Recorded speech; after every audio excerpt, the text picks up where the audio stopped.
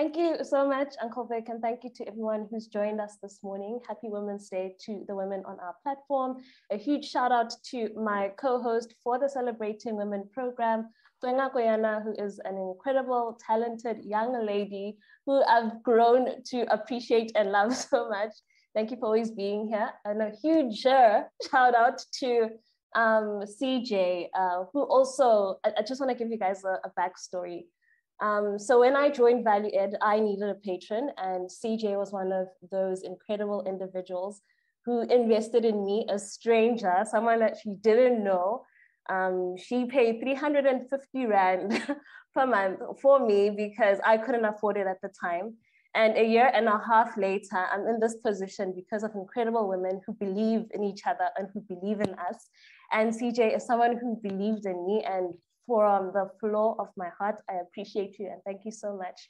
Because if it weren't for you and all the other patrons who've played an incredible, crucial role in my life, I wouldn't be in the situation or in this place right now. And I'll be grateful for the rest of my life. Thank you so much. I'd like to take this moment to also just give a brief bio on who our incredible host is. Not only is she an incredible and amazing Value Ed patron, but CJ is currently the Joint Group CFO and Interim CEO of Ascendus Health. She has a career spanning over 24 years, 13 of which have been at executive levels in companies such as Ascendus, AdCorp, Ennis, pardon me if I said that incorrectly, and Young. Her passion is the enhancement of women in the workplace. And in her 2017 thesis for her executive MBA, explored the second glass ceiling, the reasons for the low number of women in decision-making roles in South Africa's largest corporates. CJ is also a single mother by choice, and she has 2 daughters aged 8 and 6. And today she shares her unusual journey of motherhood, and she has a podcast series called Journey to Mother. So when you are free and have time, please listen to that podcast by our incredible guest, CJ Kujenga.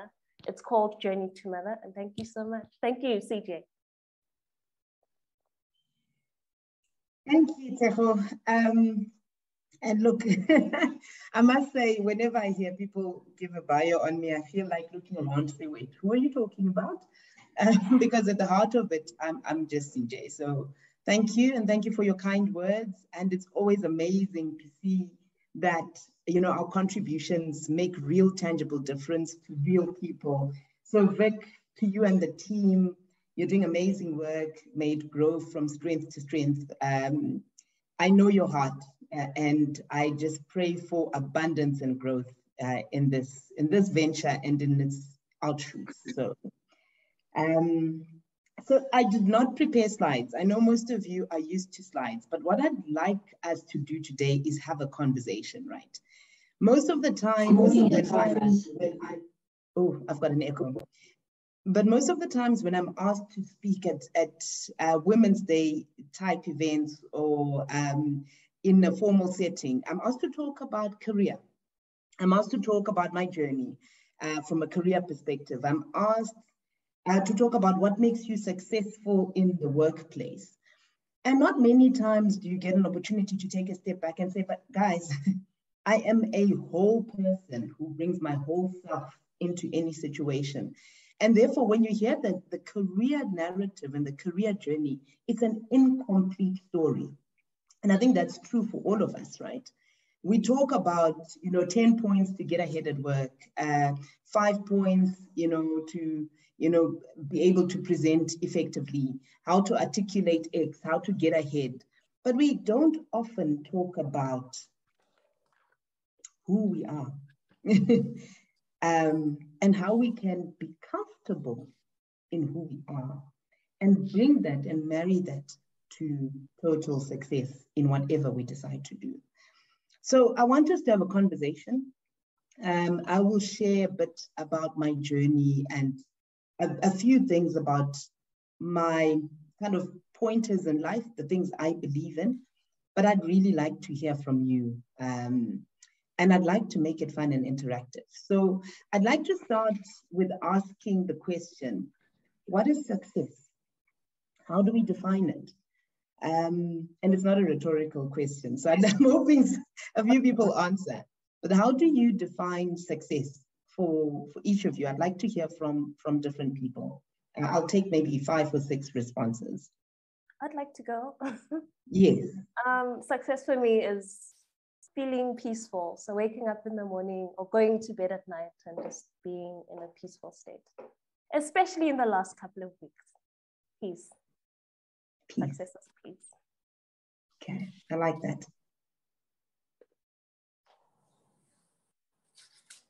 I'll also just have a look in our chat. Go ahead, Banga. Okay, cool. For me, I'd say success is commitment and consistency to doing something that you feel fulfilling and you feel that is like purposeful, doing something every day that you love and committing to it. Yeah.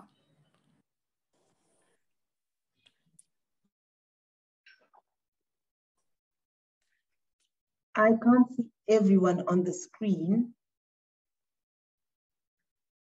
There's a couple in the chat. Okay. Success to me is reaching the point where you're no longer living to meet your needs, but living to make an impact and meet others' needs. That's Mpumelelo.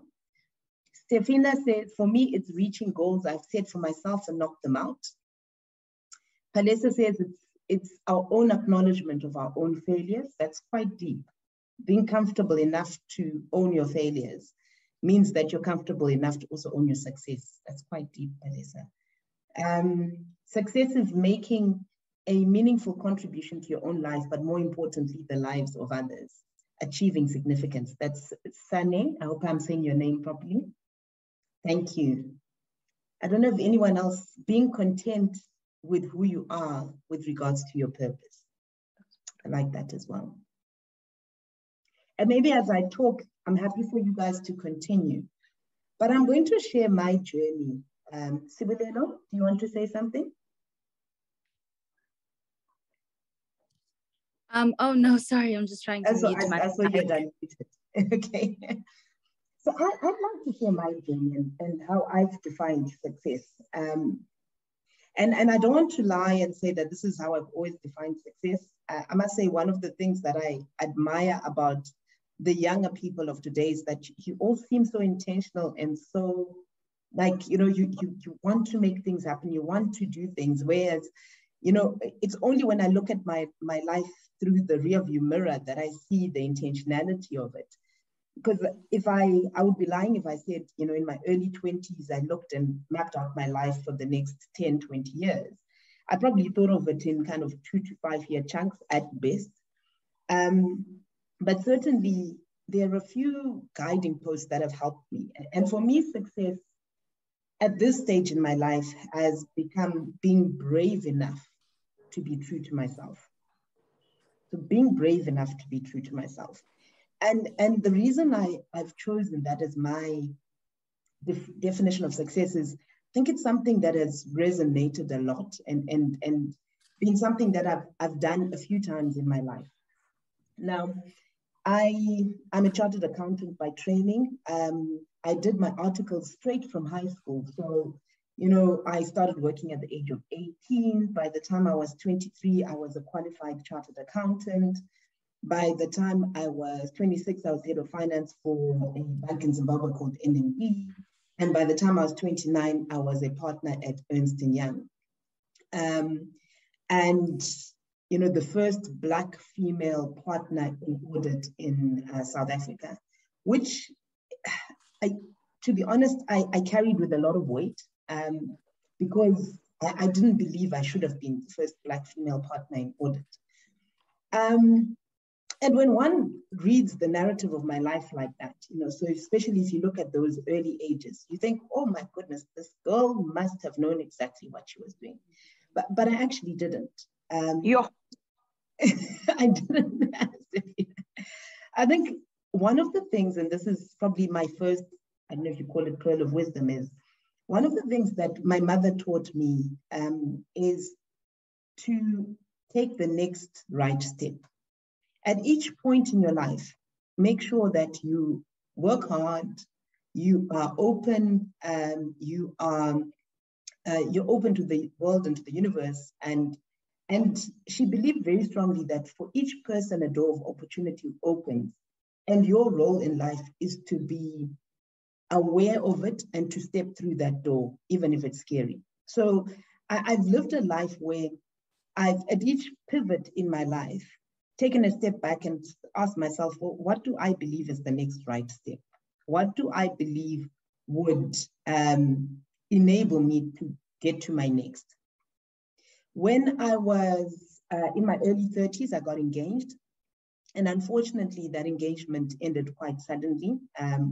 My heart was completely broken. I'd had this idea of, the perfect marriage, picket fence. I don't know what the equivalent of picket fence is in South Africa, probably good security systems, because I don't think picket fence is realistic. 2 kids, private schools, dog or 2, 2 SUVs type idea of life. And I found myself so close to it and yet suddenly so far from it. And it forced me at that point to take a step back and say, well, what are the things that, one, if I wasn't married, I would have allowed myself and given myself permission to do?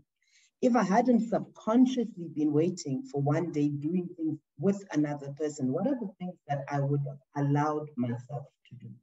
That is the first question I started asking and exploring myself. The second was linked to that, but maybe the other way of looking at it was, what are the things I would regret if I never did? That are in my control. Some of the things aren't in your control, but what are the things I would never regret if I never did or never tried? And that for me sparked a journey in my 30s. I absolutely loved my 30s. That was incredible. I took my mother on a 2-week trip to Europe. We had so much fun. I got to know her as a woman, as an individual, as opposed to just a mother. Something that I think I would always have assumed I could never really do with my mom. And then I decided I wanted to be a mother. I really, really wanted to be a mother. I knew the one thing I would forever regret was if I never became a mother. And I remember even when I went away with my mother, spending quite a lot of time talking about this. And she was very encouraging. And she said, look, do what you need to do. Be a mother. And my uncle was a pastor. And I remember talking to him about it. And he's like, children come from God. Be a mother. Do what you need to do. Be a mother. And started really exploring ways to become a mother. My ex and I had a discussion about whether we should have a child.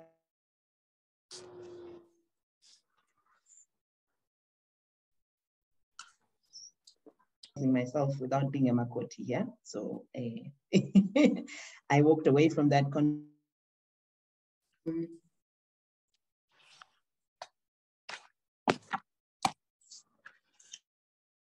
And get to have as women.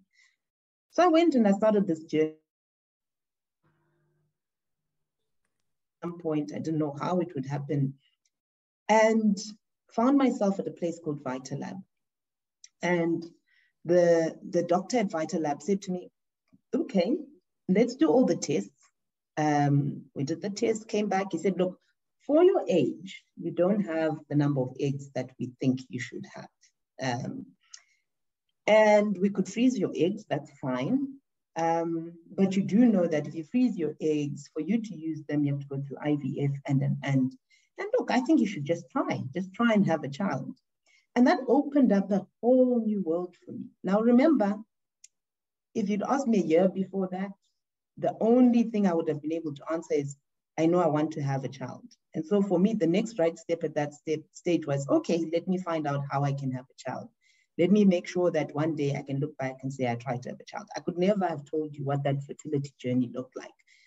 And so this doctor started talking to me about the options, things I didn't know. I didn't know, for example, that, as a woman, you do have, you kind of know that you've got a time limit. But I mean, I was 33 or 34. I was young. I didn't think the clock was ticking that fast. You see all these celebrities and all these women who have children much later. What they don't tell you is most of the times it's a fertility journey, right? It's very difficult to have children naturally beyond a certain point in time. And he said to me, no, but let's do artificial insemination. And if that doesn't work, we go for IVF. And that began my journey. I took a step back and I thought, why am I stressing about this? Have my child. Separate the issue of love, separate the issue of having a child. But I also knew I wanted a big family. So I'd always been very honest with my family that, I wanted, at the time, I thought I wanted 3 or 4 children. And I had my first child through artificial insemination. I worked with Valour. If anyone listening on this is curious about and wants to know about different and alternative ways of, becoming a mother, I encourage you to listen to my podcast. One of the episodes, I actually bring on one of the doctors from Valour to talk about, fertility and the options with regards to fertility and having children. And then, so I had my first child. Her name was Ndanatswa Farah. Unfortunately, my mother passed away when I was pregnant with her. So her first name, Ndanatswa, is Shona. It means I have been blessed. I've been made whole. I've been, I don't know how to put it. There's just some vernacular words that you can't articulate in English. And Farah was my mother's name. Her name was Farai, which means be happy. And so Farah is a derivative of that. And so I had my daughter. And then about 6 months later, I was like, okay, I wanted a big family. I need to get on with it. But I didn't tell my family about it. I decided to just do it. But I put on a ton of weight, which is a whole other story we need to talk about. I put on a ton of weight. The doctor from Valour said, look, go away, get healthier, come back, we'll keep trying. 2 years later, I gave birth to my second child, also intentionally, by choice, on my own. And her name is Yananai Tadiwa. Yananai is I don't even know if it's pure Shona, but it means love each other, but not just love each other. Again, vernacular into English, there are certain words in vernacular that you always know that they have a deeper meaning. So they have multi-layered meanings. Yananai for me means love each other, but comfort each other, look over each other. Almost like that, looking over. And then Tadiwa is we've been loved, or we are loved. And I must be honest, having 2 children quickly disenfranchised me of this 4 children family that I wanted to do. But I think in another world, in another lifetime, I would have had 4 children. I am now a single mother by choice. I spent a long time struggling to talk about that. I felt less than. I felt that if I opened up about my journey, that people would look at me and say, she couldn't find a man. She focused too much on her career. And you must think about this dissonance, right? On the one hand, my career is doing amazingly well. So I was a partner at Ernst & Young. I had a leadership role at Ernst & Young. Something like this. Or should I wear I see a few people who have joined who I know. I had a leadership role within Ernst & Young.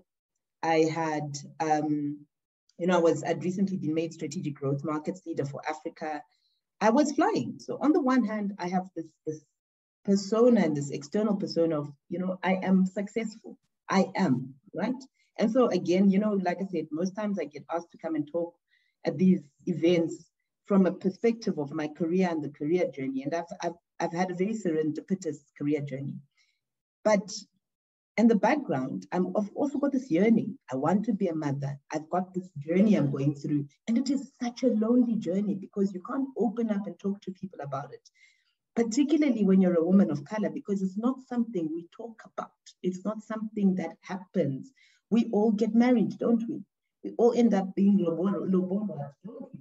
No, we don't. So what does that mean? And even sometimes in the context of marriage, sometimes you're going through so much and we don't have open conversations about who we are and what we are.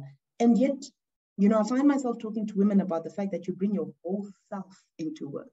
You don't leave a portion. It's not like when I drive into the office, I get to the door and I to the gate and I say, okay, leave motherhood, leave CJ, leave my craziness aside and suddenly put on persona of CEO, CFO. No. So I was going through this real cognitive dissonance of, you know, I've done this. Internally, I am proud that I've done this. But at the same time, I cannot articulate what I've done because the community that surrounds me and the people that surround me and the people I come from are unlikely to accept it. And the things I would tell myself is that if I open up and talk about this, they'll be like, oh, no, this is why her engagement didn't work. You know, who would want to marry her anyway? She's a difficult woman. She comes from, my mother was also a single mother. My parents got divorced. Oh, look at, you know, the home she comes from. Oh, maybe she's gay, you know. And then I got to a point where I had to say, but so what? Okay, so what if people ask that? So what? Because I had to now start thinking about the journey I was going on and how I could be proud and lean into my career, but live my personal life from a point of shame. And how that would eventually impact my children because they would pick it up. They're young, but at some point they would pick it up to say, Mom, are we not enough? Where was your choice to have us not enough? Why is it a secret? How you chose and why you chose to. And in that unfurling of shame and getting out of the shame, but remember, it's a shame mixed with pride, mixed with I'm going on this journey, mixed with love and children, and I don't know how to, it's a complex web that I was working through. I had to stop and say, well, again, I'm at this segue, I'm at this pivot. What are the things that I would regret if I looked back on them and I had not done them or had not lived? Was I genuinely living to my mantra, which is, you know, be honest, be brave enough to be your true self? And I had to stop and say, what is the narrative my kids would say of this journey? And who will tell them that narrative if I don't? If I don't speak it from a position of, I am happy I did this because I was happy. I am proud I did this because I was proud. I am, in my quiet moments, actually not ashamed that I did this. And I will do it again. But in my public moments, I had so much skepticism about why and how will people accept and am I good enough? Am I enough? And then I put on my suit and go to work and I put this face of I am enough. And I had to be honest. I had to get to a point of saying, no, this far no further. I have to talk about my full life as it is. I have to bring my whole self into work. And my two children are a big part of that. And the fact that I'm a single mother is a big part of that. And the fact that I'm a single mother by choice is a big part of that. It doesn't make me less than, it doesn't make me more than, it doesn't make my story more interesting or less interesting. It just makes me me. And this is the journey I am on.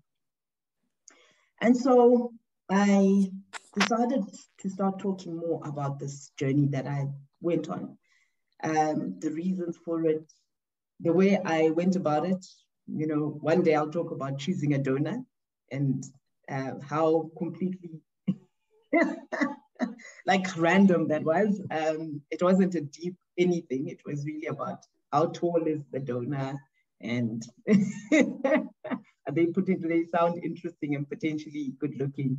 But that's how we choose partners, right? You go out, you meet someone, you think, oh, he's cute. And so I started talking about it. I started sharing that journey. And for me, it was important from a number of perspectives. One was in this journey and in this unfurling of shame, and as I was trying to figure things out, I started having more and more people being connected to me or coming to talk to me because they were battling. They were battling with different things. But in most cases, they were battling with fertility. So again, you have these personas, these people on the outside who look super successful, who are doing well, who know who they are, and who know themselves, but cannot have this conversation around, actually, I want to have a child, or I'm trying to have children, and I can't. Again, because as women, we are told that we have to be a certain way and have to be a certain thing to be a woman. And so we've started bashing these types, these subtypes, these narratives in the workplace by changing the way we come out as women, the way we step out, and the way we bring ourselves into the workplace. But we are not doing enough of that in our personal lives.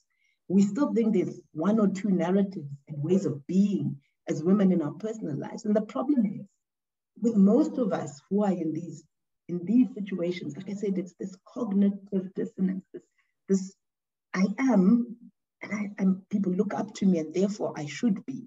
But actually, the reality is I'm also human. And I'm also struggling with, well, if I'm a woman, surely people assume that I should be able to meet someone, fall in love, people should fall in love with me, whatever. Or I should be able to have a child, have more than one child, whatever that is. Or I should be able to look a certain way, whatever your personal struggle is, because it's different for everyone, right? But everyone has a struggle, and we don't spend enough time talking about these struggles. And we don't have to be honest, because you don't have to live your life, on parade. But we need enough people to talk about it and demonstrate that there's more than one story to us as women, and more than one story to how we can find joy and love in life. So I think my journey is hopefully one of those anchors and one of those narratives that you hear that shows you a different way. I wanted to write a book and collate the stories of the women who came to talk to me. Because most of the times they came to talk to me and they couldn't talk to anyone else around their journeys of becoming a mother and their struggles with fertility or struggles with becoming a mother. And there were often times when I would have friends, close friends, who would be sharing things with me independent of each other, but would be asking me to keep it secret. And so one of the things about my journey and why I started talking about it more is the fact that this level of shame that comes with not feeling like I have done enough to be a woman, or I am enough in my womanhood, in whatever way it manifests itself for you as an individual, was manifesting itself even in spaces in my life where I was like, but we're all close, we all love each other, we all.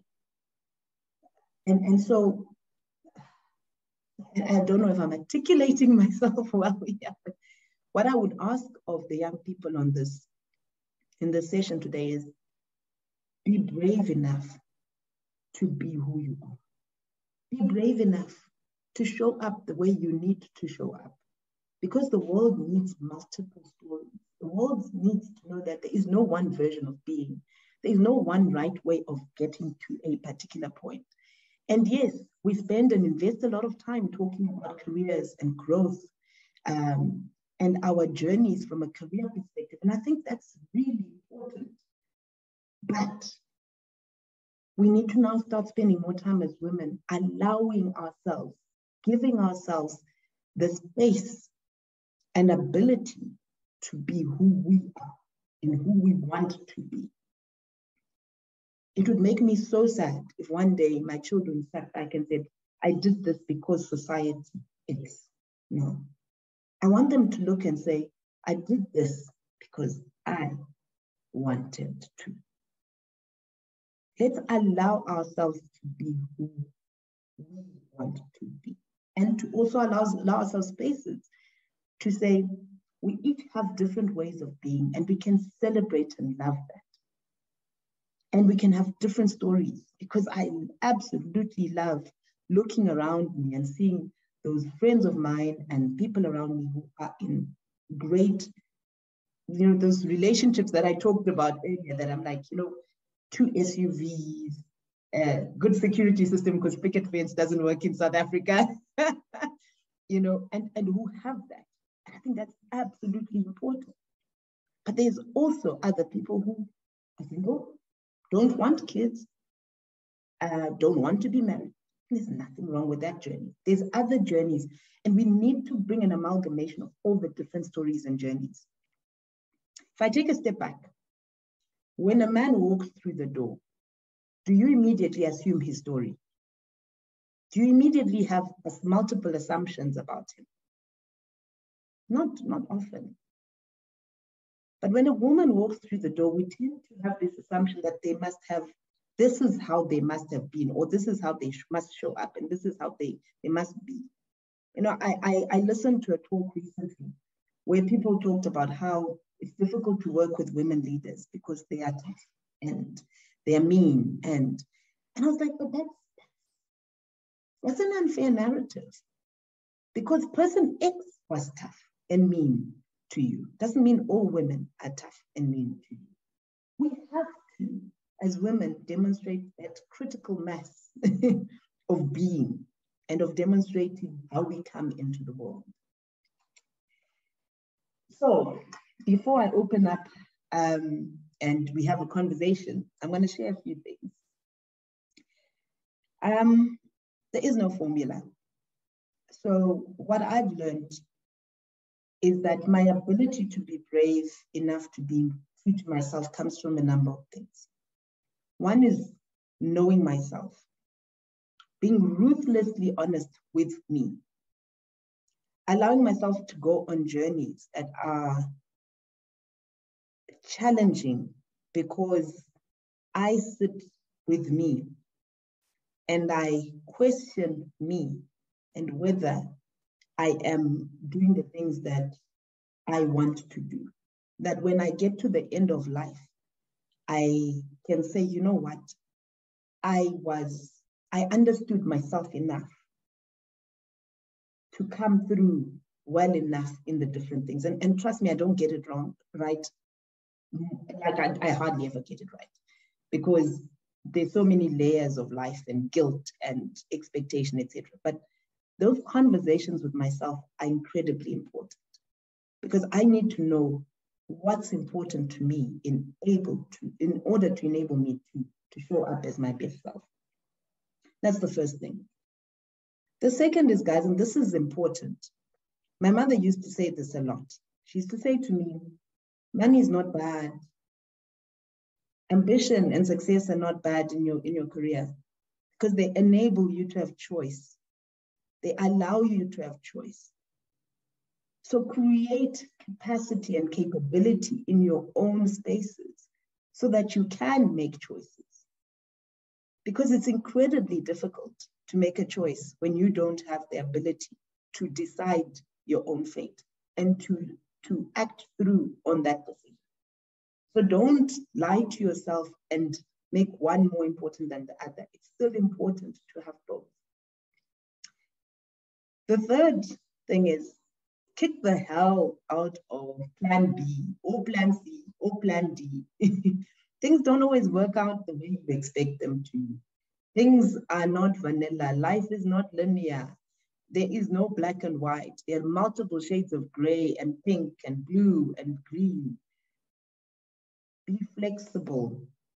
Find yourself in a situation and say, how do I optimize this situation? How do I make the best out of this situation? How do I take lemons, make lemonade, enjoy it, maybe keep it, it becomes 7 days, have a drink with my friends type life. Like, kick the hell out of plan B, C, or D. Approach life with open hands. I believe in abundance. I just believe that there's more than enough for all of us out there. So my philosophy in life is to approach it with open hands. Give of yourself, give wherever you can. Receive, allow yourself to receive, because a lot of times people want to give into your life, want to speak positivity into your life, want to help you.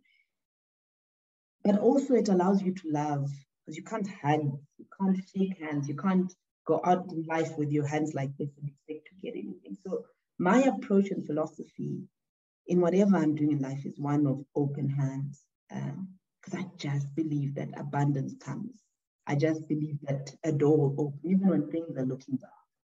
And so that's my approach. My older daughter is she's very sensitive. She cries a lot. And one of the things that I'm trying to pivot and understand as her parent is this child who sees the world as half full when I live life and see, no, half empty. She sees the world as half empty. And I live life and see the world as half full. And so I've got no doubt there are lessons I'm going to learn from her and her approach to life, and there are lessons that she's going to learn from my approach to life. And then the last thing I'll share is trust the process. Water always finds its mark. You know that thing I said earlier, take the next right step. Sometimes you're in this dark space. We all go through those dark spaces.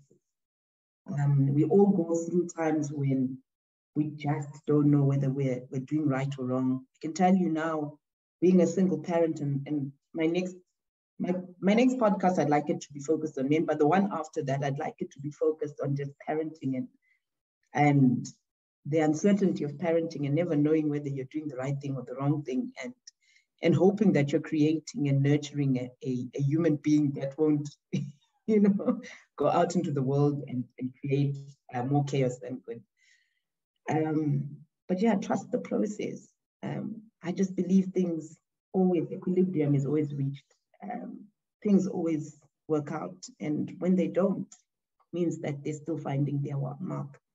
So go through that. I came across this thing. Now, I don't know how to share. Hopefully I can share my screen on this. And I'm not on TikTok, so finding this online was a lot. But I just want to close with this because I love this. I don't know if you can see this. I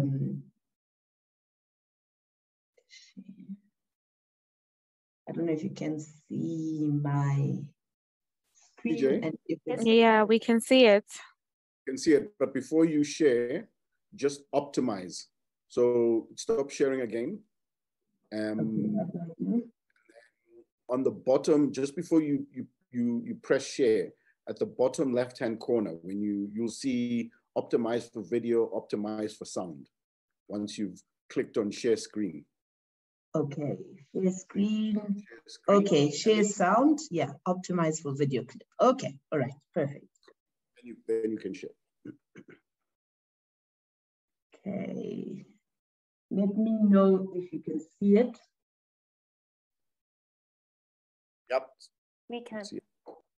So when people say, what are you doing? You say, things that please me. And they say, toward what end? And you say, pleasure. And they say, but really, what are you working on? And you say, having a good time. And I say, but what do you hope to accomplish? And you say, living happily ever after. And they say, but what do you want to leave as your legacy? And you say, I was a happy one. And they say, but what is the mark that you want to leave? Life is joyous. But what is the value that you see in contributing to this time-space reality? I'm joyful. But what do you hope to accomplish? Being happy? It's hard for people to wrap their thoughts around that, and yet that's what all of existence is about, you see. So when people say, what are you? Okay. All right. I'm going to pause there and open up for comments, conversation. Yeah. Over to you. Thank you so much for sharing your incredible journey. I had a couple of questions written down and you answered them during your talk. But one of the questions that I definitely have and I'm curious about is, were you ever overwhelmed when you were going through the process? And how did you overcome that? Teko, I'm overwhelmed almost every day. How are you handling it now? but certainly, going through the process, I was very overwhelmed. And this is not I'm not advertising for VitaLab, but the staff at VitalLab were amazing. They walked me through the process with such kind spirit. And I mean, there were so many people I'd come across in the reception area that I just assumed that there would be a cookie cutter approach, but I always felt like it was very personalized. And they would answer my questions, even the most mundane of questions, they would answer my questions. And I felt comfortable in that space. But also I had a really, and still do have a really strong support structure. I have, very good girlfriends who I shared that journey with, and they would open up and talk to me about, and I could share with them my fears and the things that I was worried about. And they would also share with me their fears. And in some cases, so my first was born, there's a group of us, some of my friends, where my one friend had her child, say in January, my child was born in May, and the other one was born in September. And the two friends are married. So one of the things that was interesting was that my fears were just the same as their fears. The things I was going through were very similar to what they were going through. So it forced me to stop attributing my being overwhelmed to, oh, but I'm on my own. Sometimes you go through this, you start feeling sorry for yourself. Oh, if I had a husband, or if I had a partner. No, it's just overwhelming becoming a mother, period. So, and then just that philosophy that I have that, sometimes I don't know what needs to be done, and I take the next right step. And those who know me, I do a lot of Excel spreadsheeting. Then I put stuff down on Excel and say, this is what needs to happen. It works. And it gives me a sense of comfort that I have some control, but reality is I don't. Yeah. Excellent. Amazing. Zintle has her hand up. Zintle? Can you guys hear me? We can. Oh, cool. My network's been doing bits. Thank you, CJ, for the talk. I really resonated with a lot of things that she said. I was actually talking to Cheryl the other day, and I was telling her that, yeah, this motherhood journey, I don't know if it's for me. And I was talking to her about how, like, I really want to adopt, but when I'm older, like 40, 45. And a lot of people, when I say that, they're like, especially older generation. I was recently, when says Lalin, I don't know what are Ilali in English? The bundus, the villages. I went to Makai. Yeah, this weekend, because there was, we had an event going on, and I'm at that age where, hey, the women, the wives, they ask, when are you getting married? And it's always so awkward because I always tell them I'm not going to, and they look at me funny. And it's like, how do you get to a point where you don't feel like ashamed of saying stuff like that? It's like, I don't want to get married. I will not be carrying kids. I will adopt possibly an older child. And then they talk to you about stuff about ancestors and whatnot. But, like, how do you get to a point where you stand firm in your truth? Oh, yeah, it's that unfurling of shame that I talked about earlier, Zintle. It's a process and a journey, hey? And it's about getting to know yourself and genuinely getting to know your truth. And it's also about testing it in safe spaces, right? So testing it with the friends around you, the people whom you know love you regardless of what you decide to do. And then testing it in a slightly bigger audience and getting more and more comfortable with, but this is the journey I want to have. And then finding similar stories. And this is part of why I did the podcast. And this is part of why I now speak more openly about my journey, because there are other people out there who've taken your journeys and are doing fine and are finding it amazing. And it's about finding more of those. On my podcast, not 100% similar to what you'd like, but one of the stories, one of the ladies that I interview also adopted, and she adopted in her 40s as well. And yeah, there's absolutely nothing wrong with that. There are so many children who need to be loved. And like I said, there's so many ways to become a mother if that's what you want to be. And if you don't want to be a mother, it's also okay. Yeah. Thank you. Thank you. Jolly, one of our patrons also has a question. I just wanted to respond to the thing of adoption. I myself have 3 adopted children. I have 5 children in total. And I started the journey when I was 26.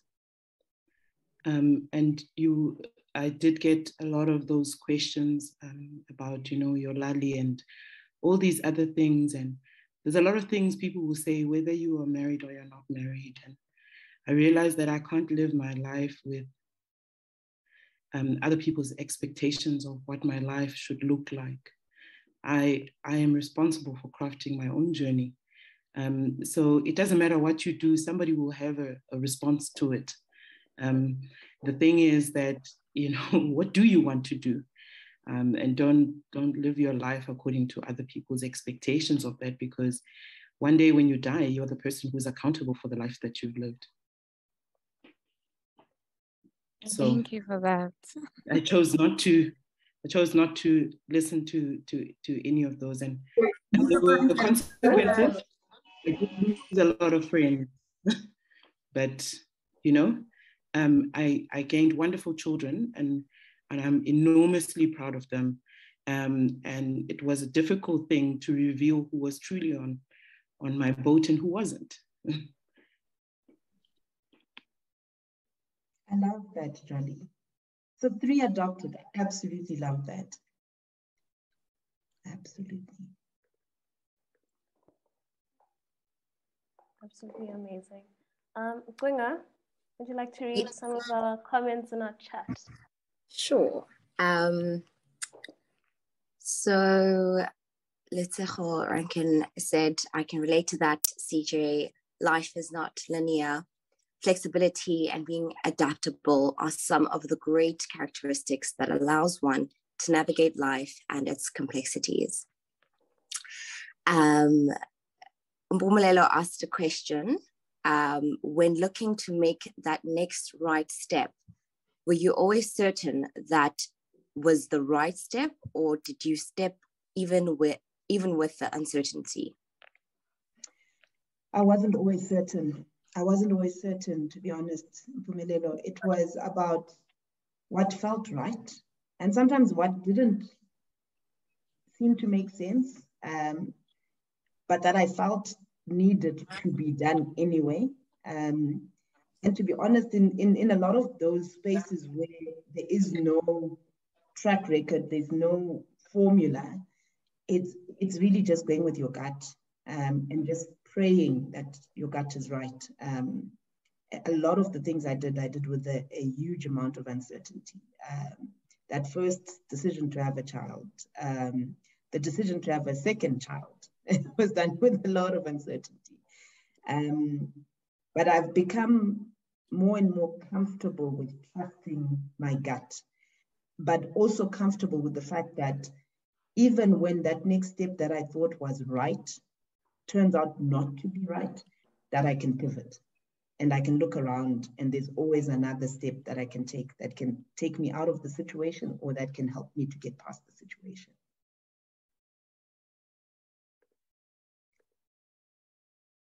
I hope that answered your question, Mpumelelo. Yeah, that's also a really beautiful response. We also just had a few other comments saying from Gillian, thank you, CJ, for the authentic and vulnerable message. Often we carry a lot of burdens and put on facades for society. Knowing self and having clarity is key. And then we have from Sheila. Thank you, CJ. Your honesty and authenticity continue to always inspire us and encourage us to be intentional and courageous. Yeah, a lot of people are very grateful. The comments continue to seep in. Jody says, thank you, CJ. We need more honest women like you. Thank you so much, Kujenga. Oh, you've got just another one.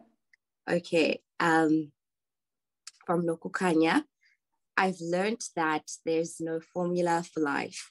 We are created whole. What stops us are the limiting beliefs and mindset that stops us from being who we are meant to be as human beings. It takes a lot to break those chains. It can be done. It takes courage and certainty that the solution is there. Thank you for sharing your journey. Oh, that's beautiful. That's so beautiful. Thank you so much for that, Nobukanya. I have another question on my side. You know, you achieved so much at a young age. Do you have any regrets, or like looking back at your life now, would you have done anything differently? I would have taken a gap year. I would have taken a gap year after school. Like, honestly, there's no rush. A lot of the things we think need to be done and need to be done immediately. Like when you look at life through the rearview mirror, you could have just taken a step back and enjoyed yourself a little bit more. I was so serious in my youth that I really could have just given myself some slack.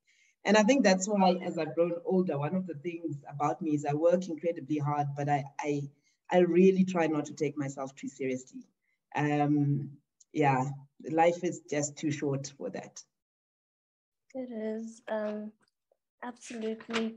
Another question that I also have is, you know, what has always been an anchor for you, irrespective of whatever is going on in your life, whether it was through your journey, the decisions that you made, and you're feeling really, really bad, or you're doubtful and you have tons of self-doubt. What has always been an anchor for you? Sure, my mother, I won't lie. Even now when she's passed, I believe that she's there, she looks over me, she listens to me, she passes on my messages to God. That's my belief.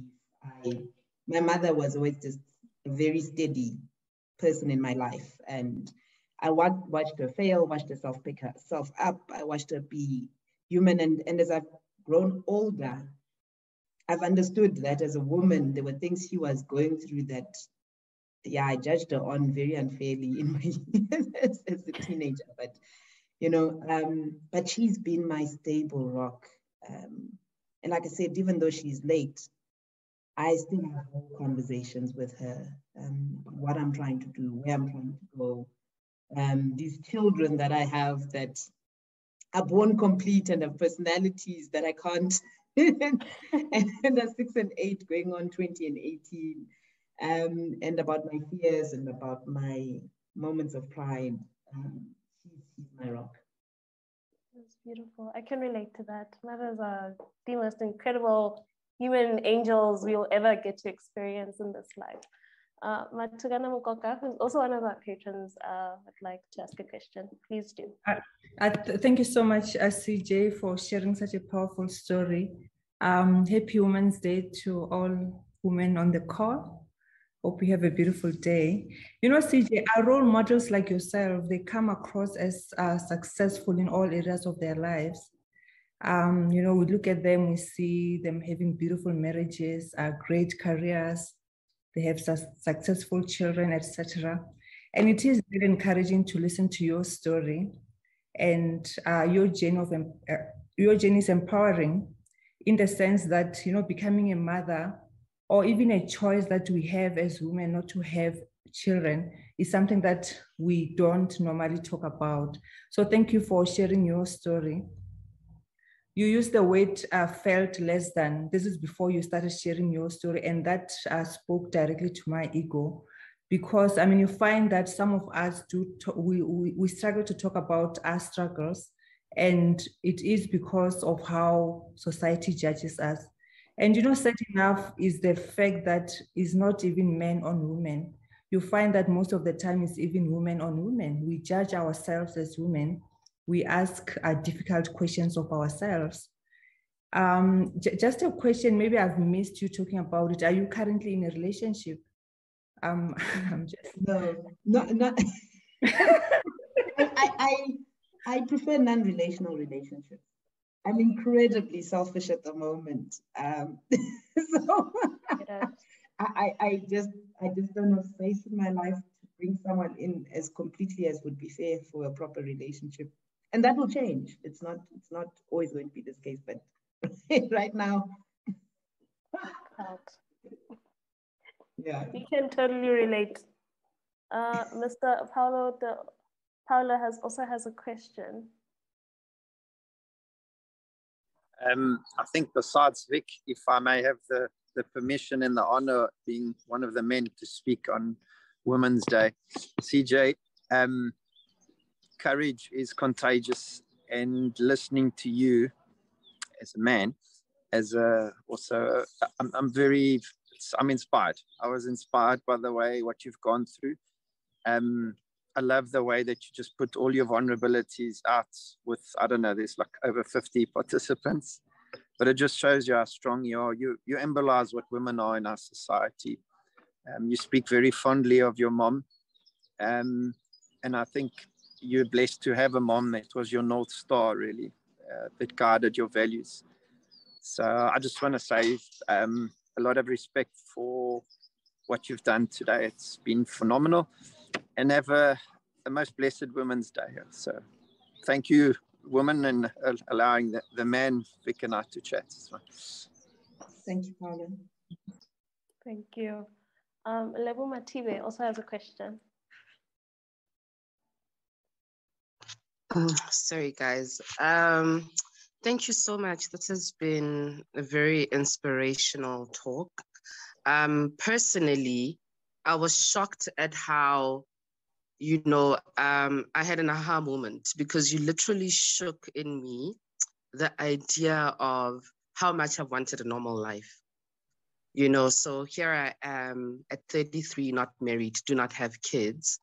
And for me, I'm still holding on to, the hope that I will one day get married and have kids.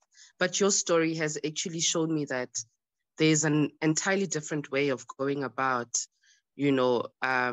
achieving that for myself, but what is very important is to also define, for me, what it means to bring kids into this world, and what having a partner to raise kids with actually represents, and here I am stunned that after a whole long journey of undoing a lot of the shame, and addressing all my childhood traumas, I'm still stuck on normal, or what we've been taught the normal way of life, is and should be for a woman, for an African, woman in this day and age. So I'm very grateful for that. And thank you so much for sharing your story. That's all I wanted to say. Thank you, Lebo. We've got a few more comments and questions in the chat that I'm going to just read out. So from Bonolo, she says, thank you so much for the talk, CJ. I was so moved because I resonated with your mantra. I'm definitely going to be brave enough to show up as my true self in every space I occupy. And Tato is asking, CJ, what is the best piece of advice you have ever received? Before I move on to the others, I don't know if CJ would like to please respond to that. Sure, that's a tough one, because advice is also season specific, right?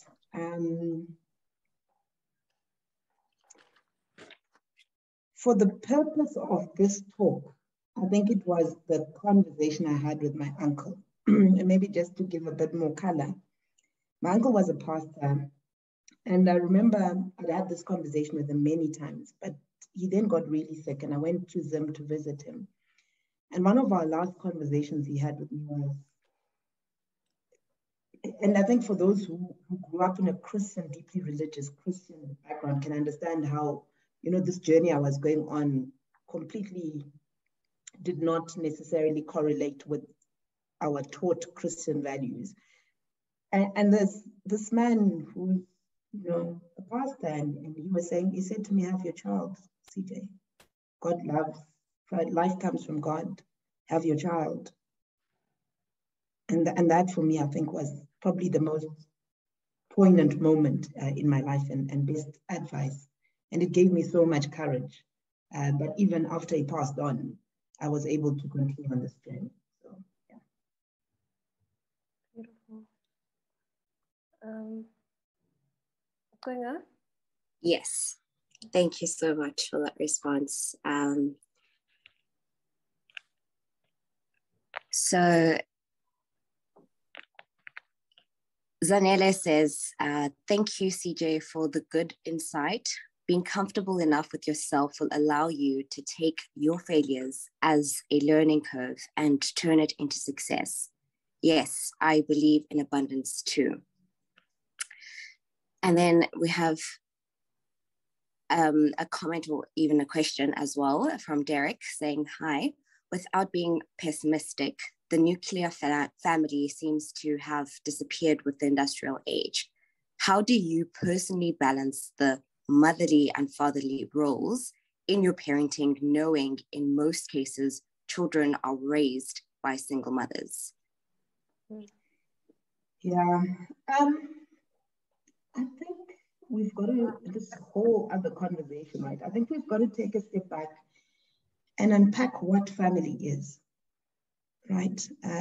Because I think we've thrown around family, and I'm sorry to say this, we talk about it from a Western perspective. In our culture, as the average Black people, children are brought up by a village. And so I have no doubt that there are things I cannot give my children. I cannot come into my relationship with my children and pretend to be a father figure to them. I'm not a man. I'm not. And so I have to trust that the uncles around them also feed into their lives. And I also have to trust that if there are no uncles around them, that again, with that spirit of abundance, that there are spaces and sources in their lives that will also feed that element into their life. And I know I'm sounding very philosophical, but even in those so-called nuclear homes, there's sometimes so much lacking even for children. So I feel like this is a whole conversation we need to unpack about what is family and what are the true groundings that enable a human being to be nurtured as they grow.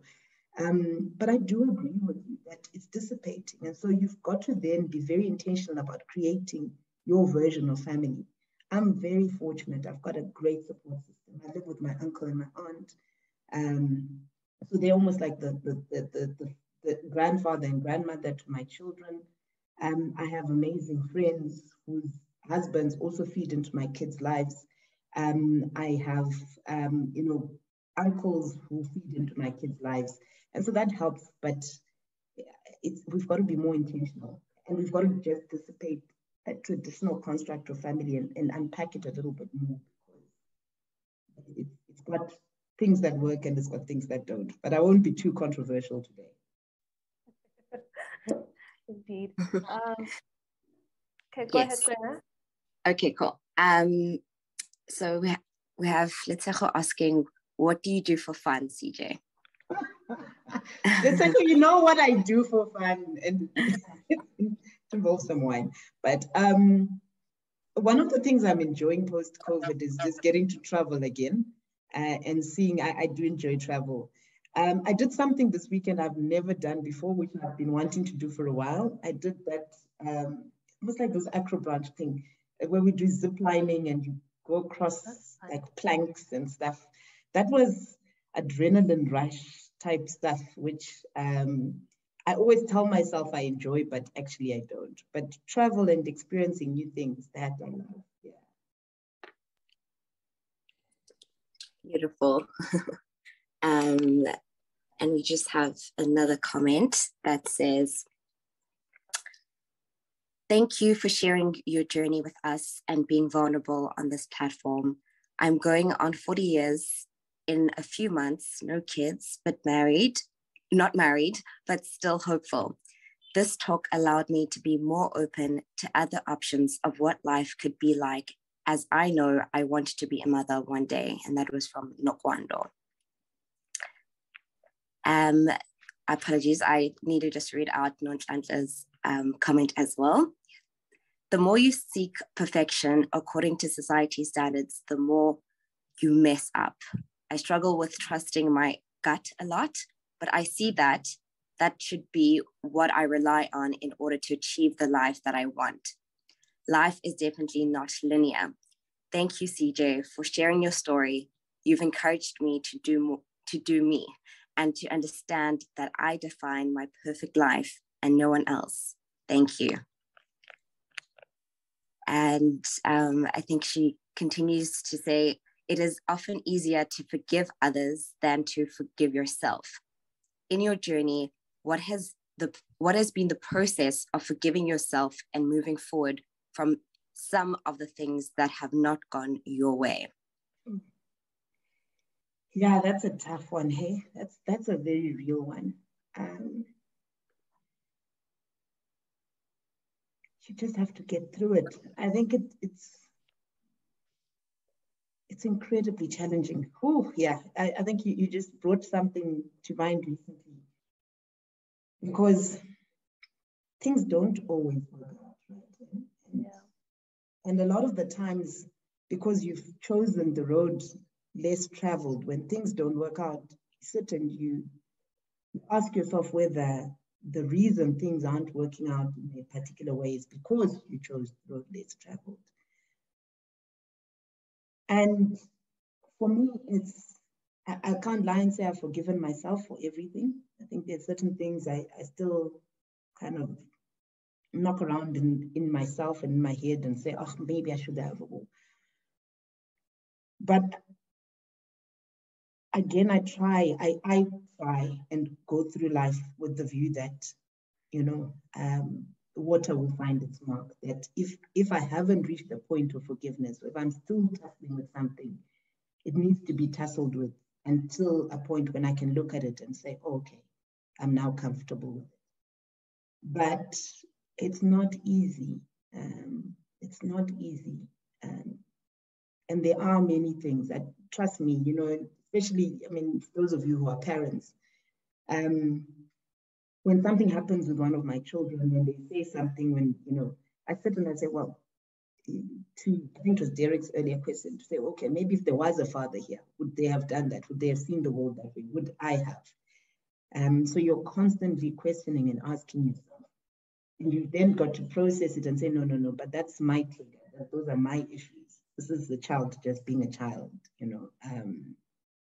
But sure, yeah, I don't have a proper answer to that. It's a journey. Alrighty. Thank you so much for those questions and engaging with us this morning. Unfortunately, we're also running out of time, and I just wanted to, in closing, just also mention that during this talk, I realized that there are so many things that we need to unlearn as individuals. I'm someone who's turning 30 at the end of the year, and I do not have any children, and I'm not married yet. And I'm in that space where I'm also trying to figure out, do I still want it? Do I not? But I'm also I'm in my selfish space as well. I'm very much focused on, securing the bag and just making the most of my life and having the beautiful life I've always wanted to have.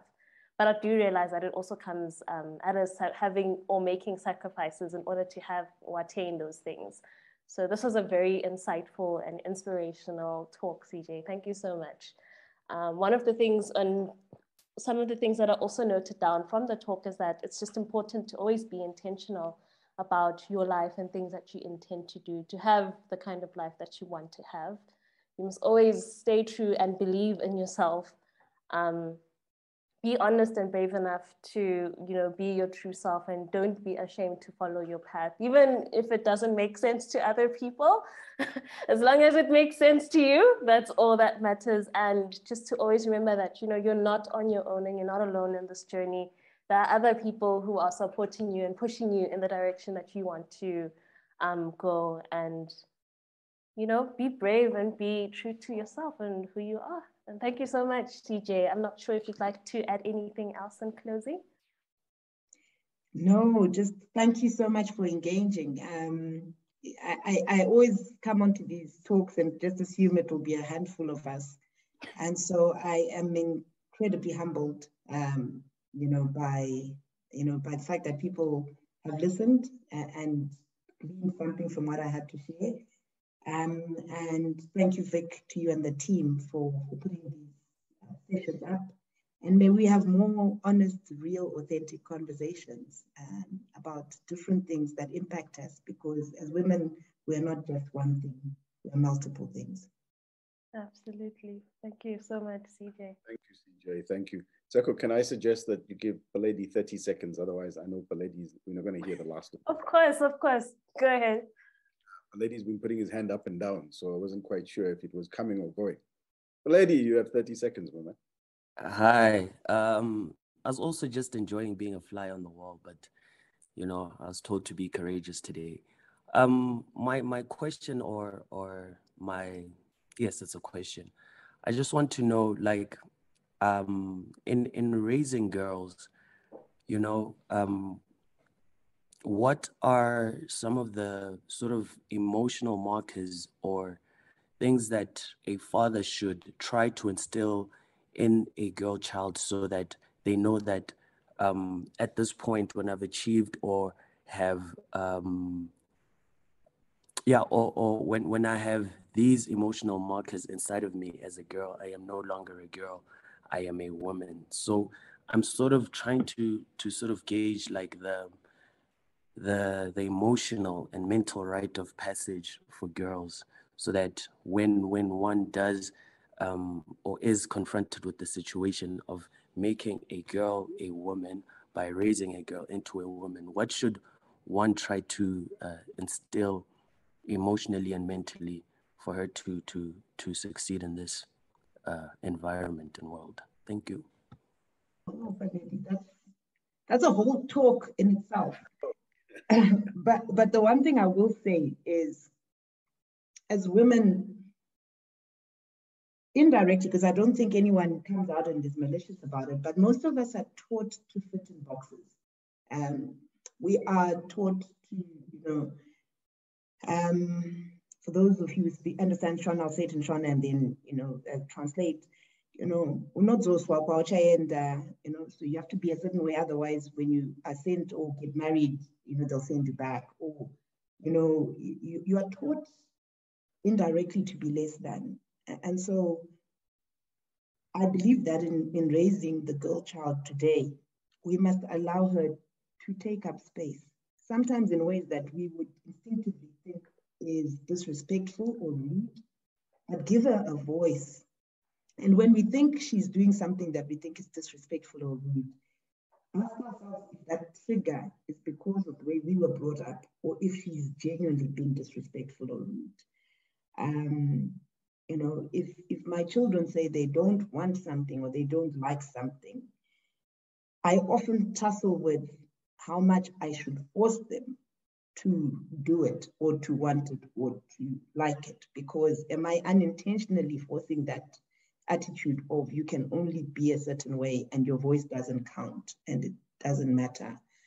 It's been so indoctrinated into us as society that the girl child should be a certain way. And those boxes are different sizes and shapes for different families and constructs, but we are still taught to brought up in a box. So I think if you've got girl children, really challenge yourself to start to understand your own box so that you make it bigger, much, much bigger, that they never fill it and they can be and occupy as much space as possible. I don't know if that makes any sense, but yeah. Absolutely agree with that. Fantastic. Fantastic. So Tseko, can I jump in very quickly? Yes, please do. You see why she's my mentor. You see. I told you. We mentor each other. Iron sharpens iron. No. I listen to you. I listen to you all the time, and I rest my case. So, I just wanted to quickly just say, before we say goodbye, this construct of raising your voice, this construct of being, speaking, is something young people need to be doing more so. And we ask the questions, where can we do this? And we've got amazing digital platforms to raise voices. And for those of you who are still here, I just want to give you 1 minute, and Kujenga is going to show you how they are now beginning, as the youth and particularly as women too, raising their voices in South Africa and being brave enough to raise your voice. Kujenga. Absolutely. Thank you so much, CJ, for this amazing talk. And yeah, just sharing this day together has been so meaningful and enriching.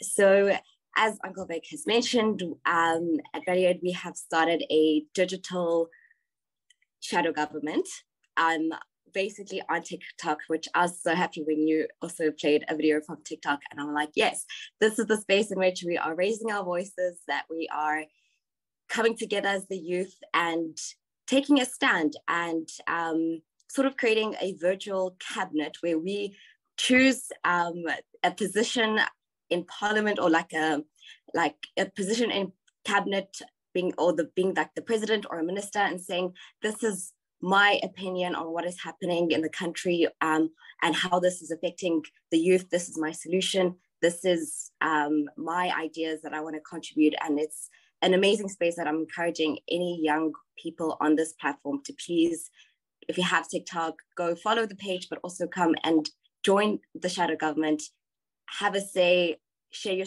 solutions. We want the youth to have one voice and to make an impact in that way. So I will just sort of show you the page. Let me share my screen. And yeah. Play one quick video, a minute long. Yeah, sure. So this is our shadow government. It's called Value South Africa. And this is where we are sort of showcasing our digital government. And I'll play my video as an example for anyone else to sort of join. And we have incredible contributions from a lot of Valuadians. So here we go. Greetings, my fellow South Africans. It's Toyo Koyana here, tuning in as the President of South Africa. My solution to the high youth unemployment rate is to position youth members as non-executive directors in the boards of corporate organizations as well as state-owned entities, so that the youth can contribute its skills, foresight, and knowledge to various industries and the economy of South Africa.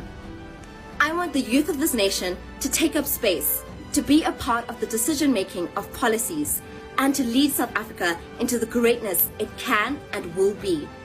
So, send us your video of you as the President or a Minister of Cabinet and share your vision and solutions to the country and its youth's challenges.